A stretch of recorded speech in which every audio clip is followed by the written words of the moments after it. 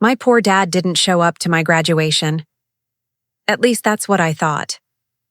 I scanned the auditorium 3 times, searching for his face in a sea of proud parents, and came up empty. The seat I'd saved for him remained vacant, a silent accusation in the middle of row 12. I told myself it didn't matter, that I didn't need him there. But my hands shook when they called my name, and I walked across that stage alone. It wasn't until weeks later that I discovered the truth, and when I did, it shattered every assumption I'd ever made about my father and the kind of love he'd been giving me all along. The morning of graduation started with rain, not the gentle kind that whispers against windows, but the aggressive type that pounds the roof like it has a personal vendetta. I woke up at 6, my cap and gown hanging on the back of my door like a black ghost, and immediately felt that flutter in my stomach. Excitement mixed with dread. Today was supposed to be perfect. 4 years of late nights, endless essays, part-time jobs, and ramen noodles had led to this moment.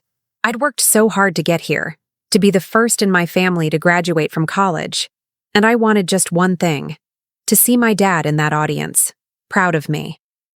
I called him the night before to confirm.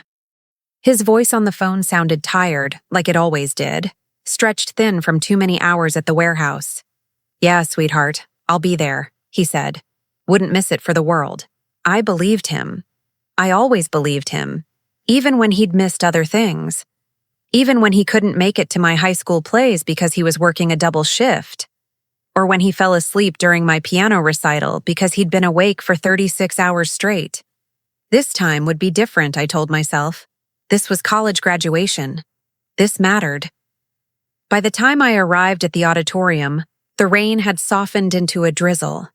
Families clustered outside under umbrellas, taking photos, laughing, adjusting each other's collars and straightening caps. I watched a father lift his daughter onto his shoulders for a picture, both of them grinning like they'd won the lottery. My chest tightened. I smoothed down my gown and headed inside, clutching my phone, checking for messages. Nothing. He's probably just running late, I thought. Traffic's bad in the rain. The ceremony started at 10.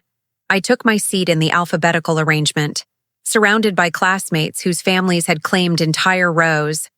The girl next to me, Amanda, kept waving at her parents, her little brother holding a ridiculous poster that said, "That's my sister, the genius," with glitter and everything. I smiled at her, then turned to scan the audience again. Rows and rows of faces, none of them his. My stomach dropped. I checked my phone under my program. No missed calls, no texts. Maybe he's in the back, I told myself. Maybe he couldn't find a good seat. The auditorium was packed, standing room only in some sections. I craned my neck, searching the edges, the doorways, anywhere he might be standing. Nothing. As the dean began his opening remarks, I felt something cold settle in my chest. He's not coming. The realization hit me like a slap. He's not here. The ceremony blurred after that. I heard names being called, watched people walk across the stage, saw flashes from cameras, but it all felt distant, like I was watching through frosted glass. When they finally called my name, Claire Elizabeth Morrison, I stood on autopilot. My legs carried me up those steps, across that stage, and I shook hands with people whose faces I wouldn't remember 5 minutes later. I smiled for the official photographer, held my diploma, and walked back to my seat while polite applause faded behind me. The whole thing took maybe 45 seconds. 45 seconds I'd been working toward for 4 years, and my father missed it. After the ceremony, families flooded the lobby. Hugs, flowers, congratulations shouted over the noise. I stood near the exit, alone, watching everyone else's joy and feeling like an intruder at my own celebration. Amanda's family invited me to lunch with them. I declined politely, said I had plans. I didn't. I just couldn't stand to sit at a table surrounded by someone else's complete family, pretending everything was fine. I walked to my car in the parking lot, still wearing my cap and gown, and sat in the driver's seat for 20 minutes, staring at nothing. Then I drove home in silence. Growing up, I learned early that my father loved me in a language I didn't always understand. While other kids got help with homework and bedtime stories, I got a father who came home after I was already asleep and left before I woke up. My childhood was defined by his absence more than his presence, not because he didn't care, but because caring required money, and money required work, endless, backbreaking work. We lived in a small rental house on the east side of town, the kind of neighborhood where chain-link fences sagged and dogs barked at nothing all night long. Our house had 2 bedrooms, 1 bathroom, and a kitchen where the linoleum was so old you could see the pattern worn away near the sink. My mom left when I was 6.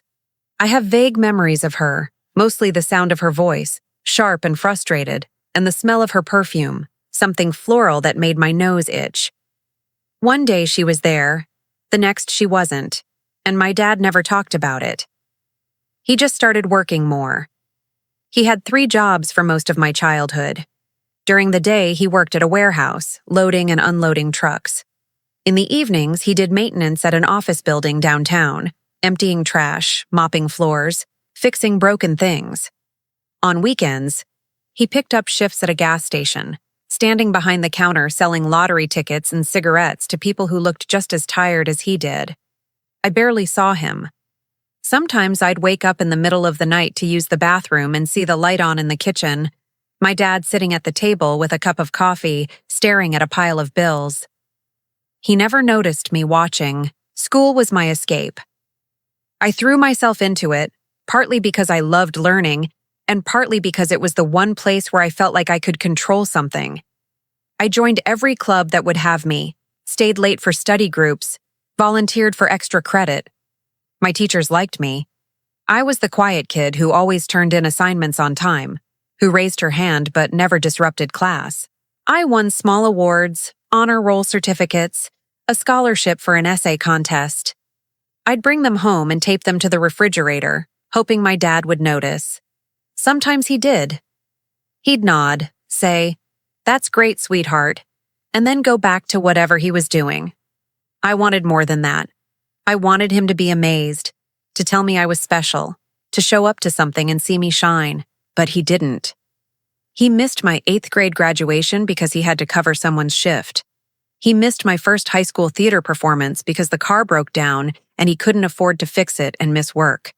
He missed my induction into the National Honor Society because he didn't know about it until after. I stopped telling him about things. It hurt less that way. Money was always the invisible enemy in our house. We never talked about it directly, but it shaped everything. I wore clothes from thrift stores, learned to make a dollar stretch, ate school lunches because they were free, and never, ever asked for anything I didn't absolutely need. I watched my classmates get new backpacks every year, go on spring break trips, buy lunch from the cafeteria instead of bringing it from home. I learned to be grateful for what I had, even when what I had was barely enough. Still, my dad tried. In his own way, he tried. He'd leave notes in my lunchbox, written on scraps of paper in his messy handwriting. "Have a good day, kiddo. You're the smartest person I know. Love you to the moon." I saved every single one in a shoebox under my bed. When I was sick, he'd take off work, even though he couldn't afford to, and sit with me, bringing me soup and ginger ale. When I needed a book for school, he'd find a way to buy it, even if it meant skipping meals himself. He never said "I love you" very often, but he showed it in these small, quiet ways that I didn't fully appreciate at the time. By the time I got to high school, I'd built a wall around my expectations. I stopped hoping he'd show up to things. It was easier that way. I told myself it didn't matter, that I was independent, that I didn't need anyone. I focused on my grades, on my future, on getting out. College became my goal, my obsession. I researched scholarships, filled out endless applications, wrote essays until my fingers cramped. When the acceptance letter came from State University, I cried in the bathroom at school because I didn't want my dad to see and feel guilty about not being able to help pay for it. I worked 3 jobs during college just like he did. I waited tables, tutored kids in math, and shelved books at the campus library. I took out loans I knew would follow me for years. I lived in the cheapest dorm, ate ramen and peanut butter sandwiches, and didn't go home for holidays because I couldn't afford the bus ticket. My dad called once a week, always on Sunday mornings, and we'd talk for 10 minutes about nothing important. How's school? Fine. How's work? Fine. The conversations felt hollow, like we were strangers being polite. But I didn't know how to bridge the gap between us. I didn't know how to tell him I was lonely or struggling, or that sometimes I lay awake at night wondering if he was proud of me. When graduation approached, something shifted in me. Maybe it was nostalgia or hope, or just desperation to feel connected to someone. I called him and told him the date, the time, the location. I heard the emotion in his voice when he said he'd be there. For the first time in years, I let myself believe it. I let myself imagine him sitting in that audience, watching me walk across the stage, finally seeing all the hard work pay off. I let myself hope. And then he didn't show up. If you've ever felt the specific ache of disappointment that comes from broken promises, leave the word hope in the comments below. Subscribe to the channel because the story gets heavier before it gets lighter, and I need you here for what comes next. The days after graduation were strange. I went through the motions, packing up my dorm room, saying goodbye to friends, posting obligatory photos on social media with captions like, "We did it." That felt like lies. People congratulated me. I smiled and thanked them and felt nothing. Inside, I was furious. Not the loud, explosive kind of anger, but the cold, quiet kind that sits in your chest and hardens into something permanent. My dad called the day after graduation. I let it go to voicemail. He called again that evening, voicemail. He sent a text. "I'm sorry. Can we talk?" I deleted it without responding. I knew if I talked to him I'd cry, and I didn't want to give him that. I didn't want to be the one who had to forgive him again, who had to swallow my hurt and pretend it was okay. I'd done that too many times. This time, I decided, I wouldn't. I moved into a tiny apartment across town with a roommate I barely knew. It was cheap, cramped, and smelled faintly of mildew, but it was mine. I started a job at a marketing firm, entry-level, barely above minimum wage, but it was something. I was building a life, or at least trying to. The problem was, every time I hit a milestone, big or small, I thought about him. When I signed my lease, I wanted to call and tell him. When I got my first paycheck, I wanted to share it, but I didn't. I held onto my anger like a shield, protecting myself from being disappointed again. My friends told me I was being too hard on him. He worked 3 jobs, they said. He did his best. You should be grateful. But they didn't understand. Gratitude doesn't erase hurt. And I was tired of being the one who had to understand, who had to make excuses, who had to justify why it was okay that my father missed the most important day of my life. So I stopped trying to explain. I just drifted. Weeks turned into months. I didn't call. He stopped calling too, or maybe he just got the message. Either way, the silence between us grew. I threw myself into work. I stayed late at the office, took on extra projects, volunteered for things no one else wanted. I dated a guy named Marcus for a while, someone I met at a coffee shop who seemed nice enough. It didn't last. He said I was emotionally unavailable, that I kept him at arm's length. He wasn't wrong. I didn't know how to let people in. I'd learned early that people leave, or they disappoint you, or they're just not there when you need them most. So I kept everyone at a distance. It was safer that way. But the anger didn't fade. If anything, it grew. I'd see fathers with their daughters at restaurants, walking through parks, and I'd feel this sharp twist of resentment. I'd scroll through social media and see graduation photos of other people's families, everyone smiling and happy, and I'd close the app feeling bitter. Why couldn't I have that? Why did my father have to be the one who worked so hard he forgot to show up? Why did love have to look like absence? One Saturday afternoon, about 2 months after graduation, I ran into Mrs. Chen at the grocery store. She'd been our neighbor for years, a tiny woman with white hair and kind eyes who used to bring us casseroles when I was little. She spotted me in the produce section and made a beeline, her cart rattling. "Claire!" she exclaimed, pulling me into a hug that smelled like lavender. "I heard you graduated." "Congratulations, sweetheart." "Thanks," I said, forcing a smile. It was nice. She studied my face, the way older people do when they can actually see through your bullshit. "Your father must have been so proud." I stiffened. "Yeah, sure." She frowned slightly, then leaned in, lowering her voice. "You know, I saw him that day. At your graduation." My heart stopped. "What?" She nodded, her expression softening.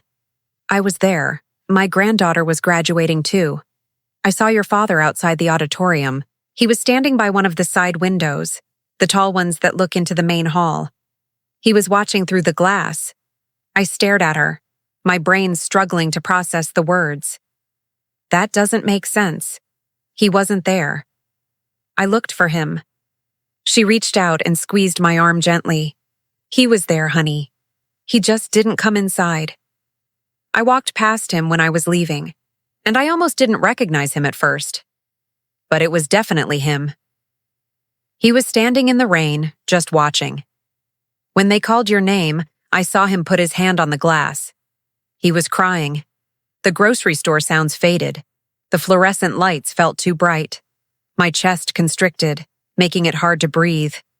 Why didn't he come inside? Mrs. Chen's eyes filled with something that looked like pity. "I don't know for sure, but..." "Honey, your father's a proud man. He was wearing his work clothes, the ones from the warehouse. They were stained and worn, and everyone else inside was dressed up, you know? Maybe he felt like he didn't belong." I felt my knees weaken. I gripped the handle of my shopping cart to steady myself. The image formed in my mind, unbidden and devastating. My father standing in the rain, in his work clothes, watching me through a window because he was too ashamed to sit among the other parents. While I was inside, scanning the crowd and feeling abandoned, he was outside, witnessing it all from a distance, alone. "How long did he stay?" I asked, my voice barely a whisper. "The whole time," she said. "I saw him when I arrived, and he was still there when I left after the ceremony. Just standing there, watching. I wanted to go talk to him, but I didn't want to embarrass him. He looked like he didn't want to be noticed. I thanked Mrs. Chen, I think." The rest of the conversation blurred. I abandoned my cart in the middle of the aisle and walked out to my car. I sat in the driver's seat, gripping the steering wheel, and the tears came. Not the pretty kind you see in movies, but the ugly, wrenching sobs that come from somewhere deep and primal. All this time, I'd been angry at him for not caring enough to show up, when the truth was he cared so much he stood in the rain for hours, watching from outside because he thought he wasn't good enough to sit inside. Every memory I had shifted in that moment. Every missed event, every absence, every time I'd felt abandoned, I saw it differently now. He hadn't missed my 8th grade graduation because he didn't care. He missed it because if he didn't work that shift, we wouldn't have eaten that week. He hadn't skipped my theater performance out of disinterest. The car broke down because it was ancient and held together with duct tape and prayer, and he couldn't afford to fix it because he'd used that money to buy my costume for the play. All those times I thought he wasn't there. He was there. Just in ways I was too young, too hurt, too blind to see. I drove to his house without thinking, my eyes still swollen, my hands still shaking. It was early evening, the sky turning that soft purple gray that comes before dark. His truck was in the driveway, the same beat-up Ford he'd been driving since I was a kid. I parked behind it and sat there for a moment, trying to figure out what to say. Sorry felt too small. I understand felt insufficient. Finally, I just got out and knocked on the door. He opened it a moment later, and the look on his face nearly broke me all over again. Surprise, hope, fear, all mixed together in the lines around his eyes. "Claire," he said. His voice cracked on my name. I didn't let him finish.